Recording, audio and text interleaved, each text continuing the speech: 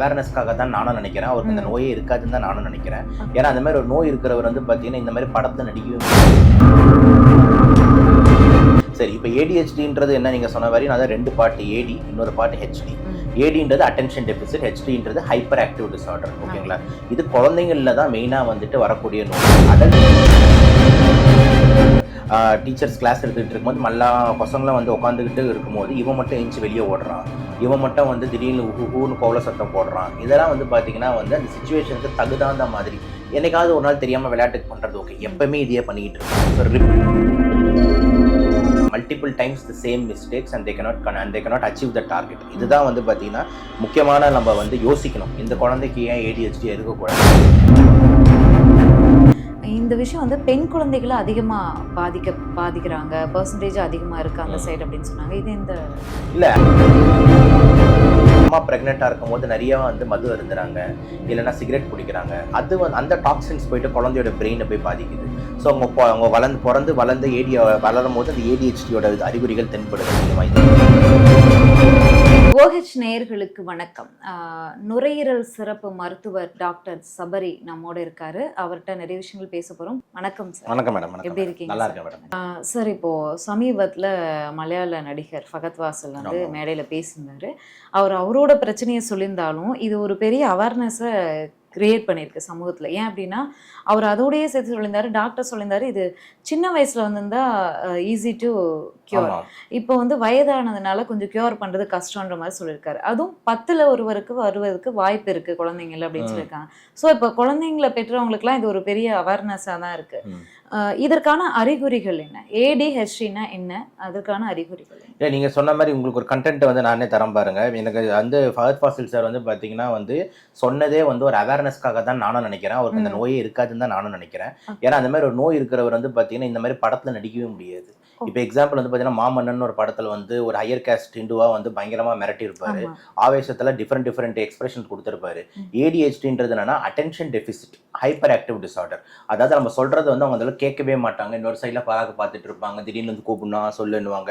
So அட்டென்ஷனே கவனமே இருக்காது. அப்புறம் hyper ஆக்டிவ்ன்றது வந்து பார்த்தீங்கன்னா அந்த இடத்துக்கு ஏற்ற மாதிரி இல்லாமல், இப்போ எக்ஸாம்பிள் நம்ம இன்டர்வியூ நம்ம பேசிட்டு இருக்கேன்னா நான் பேசிட்டு தான் இருக்கணும், இந்த இடத்துல நான் திடீர்னு எழுந்து டான்ஸ் ஆடினா நீங்கள் என்ன நினைப்பீங்க அப்படின்ற மாதிரி பார்ப்பீங்களா இல்லையா? அதுதான் ஹைப்பர் ஆக்டிவ் டிஸார்டர். இப்போ இந்த மாதிரி படத்துல வந்து அவர் நடிக்கிறாருன்னா டைரக்டர் சொல்ற சீன்ஸை அவர் அப்படியே உள்வாங்கி அது ஆக்ஷனா நடிக்கிறாரு. எப்படி அவர் நடிக்க முடியும் அவருக்கு ADHD இந்த மாதிரி இருந்ததுன்னா? இதுதான் எனக்கு டவுட். ஒருவேளை ஒரு மாசம் 2 மாசத்துக்கு அப்புறம் இப்போ எல்லாரும் ADHD நான் தெரிஞ்சுக்கிட்டீங்களா, இந்த டிசீஸை பத்தி ஒரு அவேர்னஸ் கிரியேட் பண்ணணும் தான் நான் வந்து இந்த மாதிரி எனக்கு நீ இருக்குன்னு சொன்னேன் அப்படின்னு சொன்னாலும் ஆச்சரியப்படுறதுக்கு இல்லைன்றது தான் நான் இனிஷியலா சொல்ல விரும்புறேன். Leave that apart. மேபி நம்ம பர்சனல் லைஃப் என்னன்னு தெரியாது அவருக்கு. ஏன்னா அந்த இடத்துல டைரக்டர் என்ன ஸ்ட்ரகிள் ஃபேஸ் பண்ணாருன்னு டைரக்டருக்கும் ஃபஹத் ஃபாசில் சார் தான் தெரியும், நம்மளுக்கு தெரியாது. சரி, இப்போ ADHDன்றது என்ன நீங்க சொன்ன மாதிரி நான் 2 பார்ட் ஏடி, இன்னொரு பார்ட் ஹெச்டி. ஏடின்றது அட்டென்ஷன் டெபிசிட், ஹெச்டின்றது ஹைப்பர் ஆக்டிவ் டிஸார்டர். ஓகேங்களா? இது குழந்தைங்கள்ல தான் மெயினா வந்துட்டு வரக்கூடிய நோய். அடல்ட்ஸ்ல வந்து பாத்தீங்கன்னா மிக ரேர். அடல்ட்ஸ்ல இருந்தாலும் குழந்தைங்கள்லேருந்தே இருந்துகிட்டு தான் அப்படியே அடல்ட் வரைக்கும் போவோம். இந்த குழந்தையிலேயே நம்ம சரியா ட்ரீட் பண்ணலன்னா அப்படியே அடல்ட் வரைக்கும் போவோம். இதுதான் வந்து ADHD. இது ஒரு நியூரோ டெவலப்மெண்டல் டிசீஸ். நியூரோன்றது நரம்பு சம்பந்தப்பட்டது, டெவலப்மெண்ட்ல இருந்து வளர்ச்சியில வந்து தென்படக்கூடிய ஒரு நோயின்னு சொல்லலாம். எந்த பகுதி ஆஃப் பிரெயின் அப்படின்னு பாத்தீங்கன்னா ஃப்ரான்டல் லோப், இந்த ஃப்ரண்ட்ல இருக்கிற அந்த மெயின் பகுதியில தான் நம்மளோட எமோஷன்ஸ், ஜட்ஜ்மெண்ட்ஸ், ரியாக்ஷன்ஸ் இது எல்லாத்தையும் கண்ட்ரோல் பண்ணுறது ஃப்ரான்டல் லோப். அதோட டெவலப்மெண்டல்ல ஒரு நர்வ் சர்க்யூட்ல இருக்கிற ப்ராப்ளம்னால தான் இந்த ADHD வந்து வருது. ஸோ என்ன அறிகுறிகள் அப்படின்னு எடுத்துக்கிட்டிங்கன்னா வந்து இந்த ஒரு சிச்சுவேஷன், இப்போ ஒரு குழந்தை வந்து கிளாஸ்ல இருக்கு அப்படின்னும் போது அறிகுறிகள் கேட்கறதுக்கு ஒரு மெயின் காரணம் ஹைப்பர் ஆக்டிவ்னு இருக்கு. இந்த ஜென்ரேஷன்ல பிறக்கிற எல்லா குழந்தைகளும் ரொம்ப ஆக்டிவா தான் இருக்காங்க. இந்த இவ்வளோ ஆக்டிவா இருக்கிற குழந்தைகள்ல இதுல எப்படி நம்ம ADHD குழந்தைகளை கண்டுபிடிக்க முடியுங்கிற ஒரு கவலை எல்லாருக்குமே உண்டாயிடுச்சு. கண்டிப்பா. இப்போ எக்ஸாம்பிள் அவங்க ஹைப்பர் ஆக்டிவா எல்லா குழந்தைங்களும் இருக்குன்றது கரெக்ட் தான், சில குழந்தைங்க கவனிக்காதுன்றதும் கரெக்ட் தான். பட் ஆனா வந்து அது அவங்களோட சக்சஸ்ல வந்து ரிஃப்ளெக்ட் ஆகக்கூடாது, அவங்களோட டார்கெட்ஸ்ல ரிஃப்ளெக்ட் ஆகக்கூடாது, அவங்க கோல்ஸ்ல ரிஃப்ளெக்ட் ஆகக்கூடாது. நான் என்ன சொல்றேன்னு உங்களுக்கு புரியுதுன்னு நினைக்கிறேன். இப்போ எக்ஸாம்பிள் அவன் ஹைப்பர் ஆக்டிவா இருக்கான், ஆனா படிப்பு நல்லா படிச்சிடுறான், அதே மாதிரி கரெக்டா சாப்பிட்டுறான், கரெக்டா தூங்கிடுறான், டே டு டே லைஃப்ல அவனுக்கு எந்த ப்ராப்ளம் இல்லைன்றது வந்து வேற. ஆனா வந்து அவன் ஹைப்பர் ஆக்டிவா இருக்கான், அட்டென்ஷன் டெபிசிட்டா இருக்கான், அது அவன் ரிசல்ட்ல பாதிக்குது. எந்த ஹேண்ட் ரைட்டிங்குமே சரியா வரல, சப்ஜெக்டே சரியா எழுத மாட்டேன்றான், ரிசல்ட்ஸ் சரியில்லை, ஏகப்பட்ட கம்ப்ளைண்ட்ஸ் வருது. அதே மாதிரி இப்போ எக்ஸாம்பிள் வந்து இப்போ டீச்சர்ஸ் கிளாஸ் எடுத்துக்கிட்டு இருக்கும்போது மல்லா பசங்களாம் வந்து உட்காந்துக்கிட்டு இருக்கும்போது இவன் மட்டும் எழுந்து வெளியே ஓடுறான், இவன் மட்டும் வந்து திடீர்னு ஊன்னு கோவல சத்தம் போடுறான். இதெல்லாம் வந்து பார்த்தீங்கன்னா வந்து அந்த சுச்சுவேஷன் சுச்சுவேஷனுக்கு தகுதாந்த மாதிரி என்னைக்காவது ஒரு நாள் தெரியாம விளையாட்டுக்கு பண்றது ஓகே, எப்பவுமே இதையே பண்ணிட்டு இருக்கான். So repetitive of the same mistakes, அதே திருப்பி பண்றது, அதை வந்து அவங்களோட ரிசல்ட்டில் பாதிக்குது, அவங்களோட டே டு டே லைஃப்ல பாதிக்குது, கோல்ஸை பாதிக்குது, தூங்குற டைமை பாதிக்குதுன்னும் போது தான் நம்ம யோசிக்கணும். ஓகேங்களா? ஸோ ஜஸ்ட் இல்லைன்னா குறும்புத்தனமா யார் எந்த குழந்தை தான் இல்லைன்னு நம்ம இல்லையா நீங்க இல்லையா எல்லாருமே தான் இருந்திருப்போம் குறும்புத்தனமா. ஓகேங்களா? பட் ஆனா அதை நம்ம சொன்னா ஒரு வாட்டி வந்து அது ஐயோ இது தப்புன்ட்டு அடுத்த டைம் அதை நார்மலைஸ் ஆகும். ஆனா இதுல அப்படி ஆகாது. ஓகேங்களா? Multiple times the same mistakes and they cannot achieve the target. இதுதான் வந்து பாத்தீங்கன்னா முக்கியமான நம்ம வந்து யோசிக்கணும், இந்த குழந்தைக்கு ஏன் ADHD இருக்கக்கூடாதுன்ட்டு. நான் என்ன தப்பு நடக்குதுன்னா அந்த டீச்சர் வந்து நீ வந்து பாத்தீங்கன்னா ஒரு போர் ஸ்டூடெண்ட், நீ ஆர் ஃபிட் ஃபார் நத்திங்ன்ற மாதிரி ஒதுக்கி விட்டுறாங்க. இவங்கள ஃபெயிலியர்ஸ் அப்படின்ற ஒரு லேபிள் பண்ணி பேரண்ட்ஸை கூப்பிட்டு திட்டிடுறாங்க, இதெல்லாம் ஃபிட் இல்லைங்கன்ட்டு. பேரண்ட்ஸுங்க போட்டு குழந்தைங்கள சாத்துன்னு சாத்துறது, என்னையா பண்றீங்க நீங்க அப்படின்னு போட்டு. இந்த மாதிரி ஒரு சுச்சுவேஷன்ல அந்த குழந்தை இன்னும் டிப்ரெஷனுக்கு போறதுக்கு வாய்ப்பு இருக்கு. அதனாலதான் நம்ம அதாவது நார்மலா அந்த ADHDன்னு கொஞ்சம் இருக்கிறதுனால அவன் வந்து இல்ல நீ வேஸ்ட் அப்படின்னு சொல்லி அவன் நிஜமாலே மனநோயாளி மாதிரி மாறிடுவான். ஏன்னா ADHDன்றது ஒரு மனநோயே கிடையாது. அது டோட்டலி வந்து பாத்தீங்கன்னா அதை நான் சொன்ன நியூரோ டெவலப்மெண்டல் இஷ்யூ தான், நரம்பு ரிலேட்டட் ப்ராப்ளம் தான், இந்த மாதிரி கிடையாது. ஸோ அப்போ வந்து நம்ம என்ன பண்ணணும்னா அவேர்னஸா வந்து இந்த பேரண்ட்ஸும் சரி டீச்சர்ஸும் சரி ஏன் இந்த குழந்தைக்கு இந்த மாதிரி ஒரு இஷ்யூ இருக்கக்கூடாது அப்படின்ட்டு இப்பெல்லாம் வந்து கண்டிப்பா வந்து ஒரு பீடியாட்ரிக்ஸ் கிட்ட ஒப்பீனியன் வாங்குறது, பீடியாட்ரிக் சைக்காலஜிஸ்ட் கிட்ட ஒப்பீனியன் வாங்குறது, பீடியாட்ரிக் சைக்காட்ரிஸ்ட் கிட்ட ஒப்பீனியன் வாங்குறது, இதெல்லாம் வந்து பாத்தீங்கன்னா வந்துட்டு easily available option in India, கிடைக்காதது கிடையாது. ஓகேங்களா? எவ்வளவு செலவு பண்றோம் மேக்கப்புக்கு, ஹேர் ஸ்டைலிங்க்குலாம் 1000 கணக்குல 10,000 கணக்குல செலவு பண்றாங்க. ஒரு 500 ரூபாய் கொடுத்து கன்சல்டேஷன்ல போய் ஒரு பாக்குறது குழந்தைக்கு தப்பே கிடையாது. அப்படி போய் பார்க்கும்போது அவங்க ஈஸியா கிரைட்டீரியா வச்சிருப்பாங்க, DSM-4 கிரைட்டீரியா அதெல்லாம் வச்சுட்டு ஒரு 4-5 கேள்விகள் ஒரு கொஞ்சம் சின்ன எக்ஸாமினேஷன்ல இது ADHD கிரைட்டீரியால ஃபிட் ஆகுது அப்படின்னு சொல்லிட்டு அவங்க வந்து கேஸை வந்து க்ளோஸ் பண்ணிட்டு அதுக்கான ட்ரீட்மெண்ட் வேலைகளை ஆரம்பிப்பாங்க. So it is a simple tool அப்படின்றத நான் பார்க்குறேன். ஓகே, இப்போ சமீபத்திய நாட்கள்ல குழந்தைங்க வந்து ஹைப்பர் ஆக்டிவா இருக்காங்க. இது காரணம் வந்து யூடியூப், மீடியா, மொபைல் அதிகமா குழந்தைங்க யூஸ் பண்றதுனால தான் ரொம்ப அடமெண்டலா இருக்காங்க அப்படிங்கிற ஒரு கருத்தும் இருக்கு. அதையும் மீறி நம்ம இதை கண்டுபிடிக்கணும். இதை கண்டுபிடிச்சிட்டு அதுக்கப்புறம் ஏன்னா இப்போ வயதாயிடுச்சுன்னா அதுக்கு ட்ரீட்மெண்ட் கிடையாது, கியூர் பண்ண முடியாது அப்படின்னாங்க. முதல்ல டாக்டரை கன்சல்ட் பண்றோம். அதற்கான ட்ரீட்மெண்ட்ல வேற என்னென்ன விஷயங்கள் இருக்கும்? மெயின் ட்ரீட்மெண்ட் வந்து பார்த்தீங்கன்னா பிஹேவியரல் தெரப்பி தான். ஏன்னா குழந்தைங்களுக்கு வந்து பார்த்தீங்கன்னா ஜென்ரலாக வந்து கத்துக்கிற குணம் அதிகமாக இருக்கும், கிராஸ்பிங் பவர் அடல்ட்டோட அதிகமாக இருக்கும். நான் வந்து இப்போ 12th நம்ம காலேஜ் படிக்கும் போது வெறித்தனமாக படிச்சுக்கிட்டு இருந்தேன். இப்போ ஒரு புக் எடுத்துட்டு நான் வந்து 2 லைன் படிச்சாலே எனக்கு தூக்கம் வந்துடுது. ஓகேங்களா?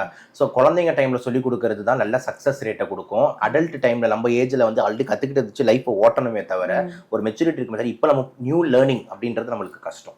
ஸோ அந்த ட்ரீட்மெண்ட்டை ஏர்லியா ஆரம்பிக்கிறது நல்லதுன்றதுக்கு தான் நான் எக்ஸாம்பிள் சொல்றேன். ஸோ மெயின் ட்ரீட்மெண்ட் வந்து பிஹேவியரல் தெரப்பி. பிஹேவியரல் தெரப்பினா என்னன்னா இதுக்குன்னு சொல்லிட்டு ஆக்குபேஷனல் தெரபிஸ்ட் இருப்பாங்க, அதே மாதிரி இதுக்குன்னு சொல்லிட்டு சைக்காலஜிஸ்ட் இருப்பாங்க. ஸோ அவங்க என்ன பண்ணுவாங்கன்னா ரியல் டைம் சினாரியோஸை கிரியேட் பண்ணுவாங்க. இப்போ எக்ஸாம்பிள் வந்து பாத்தீங்கன்னா ஃபஹத் ஃபாசில் சாருக்கு ADHD, அவருக்கு ஒரு ட்ரீட்மெண்ட் ப்ரோட்டோகால் அப்படின்னு பிஹேவியரல் தெரப்பி ஆரம்பிக்கிறாங்கன்னா அவருக்கு ஏற்ற மாதிரி ஒரு ஷூட்டிங் ஸ்பாட் மாதிரி ரெடி பண்ணி அந்த ஷூட்டிங் ஸ்பாட்ல வந்துட்டு இந்த மாதிரி ரியாக்ஷன் ஆகும்போது நீங்க என்ன பண்ணணும், இப்படி ஆகும்போது நீங்க என்ன பண்றீங்க அப்படின்ட்டு அந்த ரியல் டைம் சினாரியோவில் கொண்டு வந்து இந்த டைம்ல நீங்க உங்க மைண்டை இப்படி மாத்தணும், இந்த டைம்ல இந்த இடத்துல ஜட்மெண்ட் ஹைப்பர் ஆக்டிவ் அப்படி உங்களுக்கு ஞாபகம் வரும்போது நீங்க இப்படி பண்ணணும்ன்றது தான் பிஹேவியரல் ட்ரைனிங். அதுக்கு நிறைய விதமான ஸ்கில்ஸ் டெஸ்ட் இதெல்லாம் வந்து வச்சு நம்மளை ட்ரெயின் பண்ணுவாங்க. ஸோ அந்த குழந்தை வந்து ஓகே இந்த இடத்துல நம்ம இந்த இடத்துல இப்படி பண்ணது தப்புன்னு சொன்னாங்க, இதை நான் இப்படி மாத்தணும் அப்படின்னு சொல்லிட்டு அந்த சாந்தமா வந்து அந்த எக்ஸாம் ட்ரைனிங் மாதிரி வந்துட்டு 10க்கு 20 வாட்டி சொல்லி கொடுத்துட்டே இருந்தோம்னா அது கத்துக்கும். இந்த ஆங்கிள் இப்படிதான் பண்ணணும், இப்படிலாம் பண்ணக்கூடாதுன்ட்டு. இதுதான் பிஹேவியரல் தெரப்பி. இந்த பிஹேவியரல் தெரப்பிக்கு நல்ல சக்சஸ் ரேட் இருக்கு, எஸ்பெஷலி குழந்தைங்களுக்கு சொல்றேன். அடல்ட்டுக்கு வந்து பாத்தீங்கன்னா சக்சஸ் ரேட்டு கொஞ்சம் குறைவு. ஏன்னா அடல்ட் வந்து பாத்தீங்கன்னா கொஞ்சம் ஒத்துக்க மாட்டாங்க. இப்போ எக்ஸாம்பிள் வந்து எங்க அம்மா சின்ன வயசுல வந்து என்ன வந்து திட்டம் போது சொல்லும் போது சரிங்க மம்மி அப்படின்ற. இப்போ என்னதான் எல்லாம் எனக்கு தெரியும், நீ போய் வேலையை பாரு அப்படின்ற மாதிரி நம்மளுக்கு ஒரு ஸ்லாங் மாறும். அதனால அடல்ட்ஸ்க்கு ட்ரைனிங் கொடுக்கறத விட குழந்தைங்களுக்கு ட்ரைனிங் கொடுக்கறது வந்து பாத்தீங்கன்னா கொஞ்சம் ஈஸி கேட்சப்பா இருக்கும். கஷ்டம் தான் குழந்தைங்களை ட்ரைனிங் கொடுக்க, ஆனா ஈஸியா பிடிச்சிப்பாங்க. ஆனா அடல்ட்ஸுக்கு வந்து கொஞ்சம் கஷ்டம், அக்செப்ட் பண்ணி கஷ்டம், என்ன சும்மா உட்காந்துக்கிட்டு அப்படின்ற மாதிரி நம்மளுக்கு ஃபீல் ஆகும். அதை தாண்டி பிஹேவியரல் தெரப்பியை தாண்டி மருந்துங்க இருக்கு. மருந்துங்கன்னும் போது மெயின் மருந்து ஸ்டிமுலன்ஸ்னு சொல்லிட்டு ஒரு மருந்து இருக்கு. ஸ்டிமுலண்ட் வந்து பாத்தீங்கன்னா இந்த ஃப்ரான்டல் லோப்ல வேலை செஞ்சு உங்க மூளையை கொஞ்சம் புத்துணர்ச்சி அதிகப்படுத்தும். ஸோ ஆஸ் அ ரிசல்ட் இந்த அட்டென்ஷன் டெபிசிட்லாம் கம்மியாகும், மோர் ஆக்டிவா வந்து இருப்பாங்க, கவனக்குறைவுலாம் இருக்காது. ஸோ அந்த ஸ்டிமுலன்ஸ்ல எக்ஸாம்பிள் பிராசிட்டாம்னு ஒரு மாத்திரை இருக்கு, ஜிங்கோ பைலோபா இந்த மாதிரி ட்ரக்ஸ்லாம் இருக்கு. ஸ்டிமுலன்ஸ் ஒர்க் ஆகலனா தான் ஆன்டி டிப்ரெசன்ட் மாதிரி மாத்திரைங்களுக்கு போவாங்க. ஆனால் அது ரொம்ப ரேர். மோஸ்ட்லி இந்த பிஹேவியரல் தெரப்பி வித் ஸ்டிமுலன்ஸ்லேயே வந்துட்டு நல்ல சக்சஸ் ரேட் இருக்கு அப்படின்றது தான் வந்து லிட்டரேச்சர் சொல்லுது. சரி, ஓகே. டேப்லெட்ஸ் எல்லாம் மருத்துவரை கன்சல்ட் பண்ணிட்டு தான் எடுக்கணும். கண்டிப்பா அதெல்லாம் மாற்றுக்கிறதே கிடையாது. ஒரு டாக்டர் வந்து இது தொடர்பான ஒரு பேட்டி பேசிட்டு இருக்கும்போது நான் பார்த்தேன். இந்த விஷயம் வந்து பெண் குழந்தைகள அதிகமா பாதிக்கிறாங்க. பெர்சன்டேஜ் அதிகமா இருக்கு அந்த சைடு அப்படின்னு சொன்னாங்க. இது எந்த இல்ல ஆக்சுவலா வந்து பாத்தீங்கன்னா அது வந்து ஸ்டடி டு ஸ்டடி மாறுது. ஓகேங்களா? ஓகே. ஒரு சில ஸ்டடீஸ் என்ன போட்டிருக்காங்கன்னா, அது ஒரு விஷயம் என்னன்னா குழந்தைங்கள பாதிக்குதுன்றதுல மாற்று கருத்து இல்ல. ம். அடல்ட்ஸ்க்கு வந்து ரேர். சில ஒரு ஸ்டடீஸ் தான் போட்டிருக்காங்கன்னா, ஆண் குழந்தைங்களுக்கு கொஞ்சம் அதிகமா வருது கம்பேர்ட் டு பெண் குழந்தைன்னு. So okay. ஜென்ரலா பாத்தீங்கன்னா குழந்தைங்கள பாதிக்குது அப்படின்றது நம்ம தெரிஞ்சுக்கிட்டா போதும். ம். அதுக்கான ஸ்பெசிபிக் ரீசன் இல்ல. ADHD வர்றதுக்கான முக்கியமான ரீசன் வந்து ஜெனடிக்ஸ் தான். ம். ஒரு பர்டிகுலரா வந்து இந்த ரீசன் தான் அப்படின்றது கிடையாது. அம்மாக்கு வந்து அந்த குழந்தை பிறந்து வளரும் போது அந்த ஜெனடிக்ஸ் ஜீன்ஸ்னால ADHD தென்படலாம். ம். இன்னும் ஒரு சில காரணங்கள் என்ன சொல்லியிருக்கலாங்கன்னா வந்து பாத்தீங்கன்னா, அம்மா பிரெக்னெண்டா இருக்கும்போது நிறைய வந்து மது அருந்துறாங்க, இல்லைன்னா சிகரெட் பிடிக்கிறாங்க. அது வந்து அந்த டாக்ஸின்ஸ் போயிட்டு குழந்தையோட பிரெயினை போய் பாதிக்குது. ஸோ அவங்க வளர்ந்து வளரும் போது அந்த ADHDயோட அறிகுறிகள் தென்படுது அதிகமாக. இது ஒன்று. ரெண்டாவது குறமாச பிரசவம். இப்போ எக்ஸாம்பிள் 38 வாரத்தில் தான் ஒரு குழந்தை டெலிவரி ஆகணும் போது 20 வாரத்திலே டெலிவரி ஆகுது, 24 வாரத்தில். ஸோ குறமாச பிரசவம் ப்ரீடம் லேபர்னு சொல்லுவாங்க. இந்த குழந்தைங்க வளரும் போது ADHD அதிகமாக தென்படுது. அது மாதிரி லோ பர்த் வெயிட், ஒரு குழந்தை பிறக்கும் போது ஒரு 3 கிலோ 3 கிலோ இருக்கணும் போது, இல்லை 2 கிலோ மேலேயாவது இருக்கணும் போது, இந்த குழந்தை வந்து 2 கிலோ தான் இருக்கு, 1.5 கிலோ தான் இருக்கு பிறக்கும் போது அந்த குழந்தை வளரும் போது ADHD கொஞ்சம் வெளிப்படுது. ஸோ இதெல்லாமே வந்து பாத்தீங்கன்னா ADHDக்கு அதர் ஒரு சில காரணங்களா வந்து சொல்றாங்க. ஆனா மெயின் ரீசன் வந்து பாத்தீங்கன்னா நாட் நோன் ஜெனடிக். ஓகே. நன்றி சார். நன்றி. மீண்டும் சந்திக்கலாம். நன்றி சார். வாய்ப்புக்கு ரொம்ப நன்றி மேடம். தேங்க்யூ.